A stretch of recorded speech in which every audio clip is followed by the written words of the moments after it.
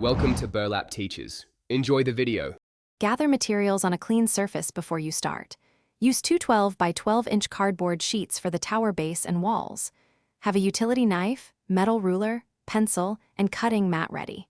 Cut a 3-5-inch diameter circle for the lantern room template from scrap cardboard. Measure and mark sections using light pencil lines and a straight edge.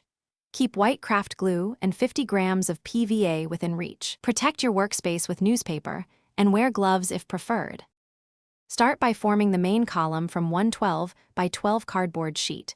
Roll it into a 3-5-inch diameter cylinder and glue the seam securely. Let the glue set for 10 to 15 minutes before moving. Cut 3-1-5-inch high-tiered rings to create a tapered lighthouse profile.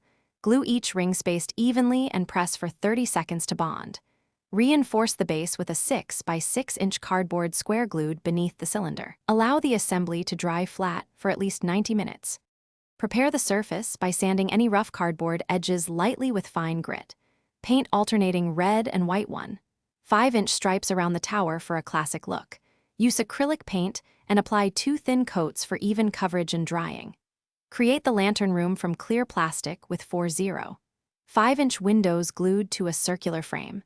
Install a small LED behind the plastic and secure wiring through the base discreetly. Seal the model with a diluted PVA top coat made 1 part.